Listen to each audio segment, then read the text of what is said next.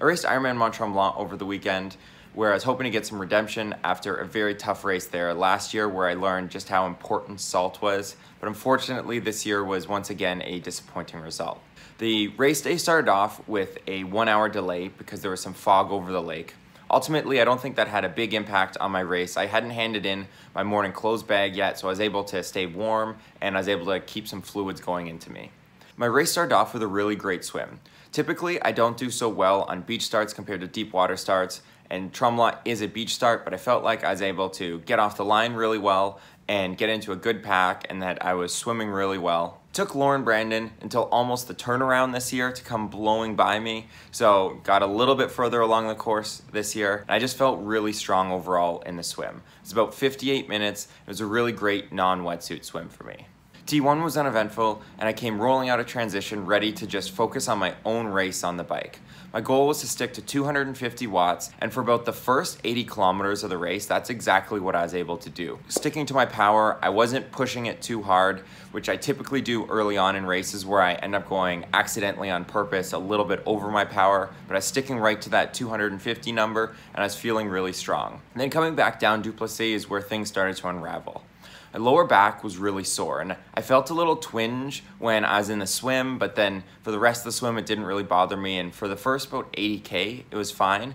Then it just got super uncomfortable. So not only was I not able to stay in an aero position, I had to stretch a lot and I wasn't able to generate any sort of power on the bike. I think my first loop on the bike I was about 2 hours and 21 minutes, and that included me dropping a chain on the bike, and for the second loop I think I was about 13 or 14 minutes slower than that. Coming off the bike, I was still hopeful that I could have a good run. My goal heading into the race was to run a sub 3 hour marathon, and I didn't know if that was going to necessarily be in the cards, but I did still think I was going to put together a solid time. So I took my time in T2 to try and stretch my back out a little bit, and over the first couple kilometers of the run, I wasn't concerned about pace. I was just hoping to let my back loosen up and find my stride. And that's pretty much what happened. By about 4K, I was able to open up my stride a little bit, and I was feeling pretty good until about 14 or 15K, and then that's when my back started to seize up again, and I started having some issues with my stomach. From that point on, it was just a slog.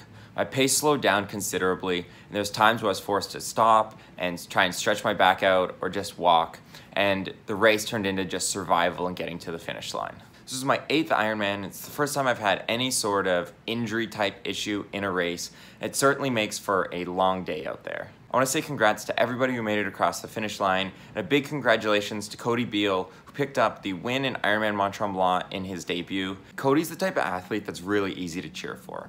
He's a tremendous ambassador for the sport, and he's always very generous with his time, being very transparent about his training and his racing.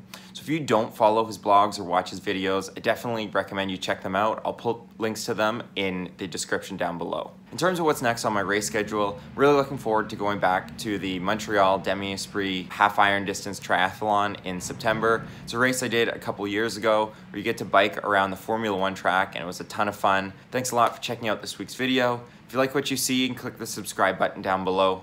And until next time, happy training. Oh, this you crazy mother.